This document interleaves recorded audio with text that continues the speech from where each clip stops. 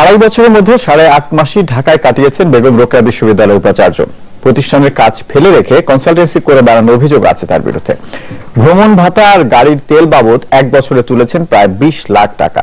অথচ বেতন ভাতা আর পদোন্নতি আটকে আছে বেশ কয়েকজন শিক্ষক কর্মকর্তার। শেখ জালালের ছবিতে সুশান্ত সিনহার ধারাবাহিকের শেষ পর্ব আজ।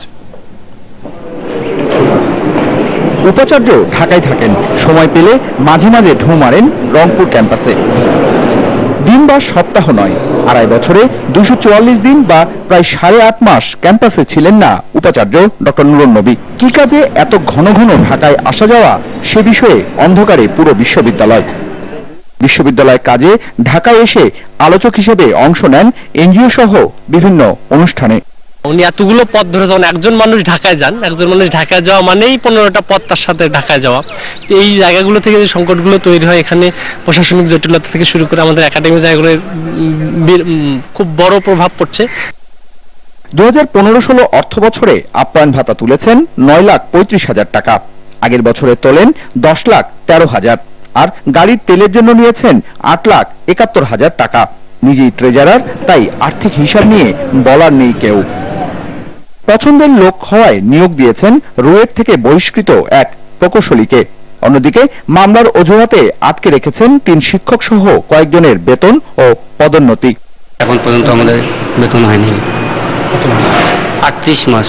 সিন্ডিকেটের সদস্যদেরকে মামলা দেখিয়ে আমাদেরকে বেতন ভাতা এবং পদায়ন আটকে রেখেছে। চূড়ান্ত রিপোর্ট গ্রহণ করার পরে মামলাটি ডিসমিস করে দিয়েছেন, তারপরেও তাদের প্রাপ্য অধিকার থেকে বঞ্চিত করা হচ্ছেই। শিক্ষক কর্মকর্তাদের 2টি আবাসিক ভবনের কাজ শেষ হলেও খুলে দিচ্ছেন না উপাচার্য। এটা যদি চালু করা হয় তাহলে বেশ কিছু প্রায় 40টা ফ্যামিলি শিক্ষক কর্মকর্তাদের আবাসন সুবিধা হবে। অভিযোগের বিষয়ে জানতে চাইলে টেলিফোনে যমুনা নিউজকে এক হাত নেন উপাচার্য। You are a hostile person to this campus.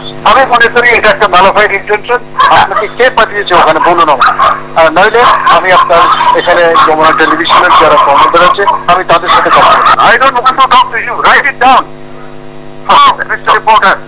সবশেষ জুন ক্লোজিং এর আগে ক্যাম্পাসে ঘাস কাটতে 2,70,000 টাকা খরচ করেছেন উপাচার্য।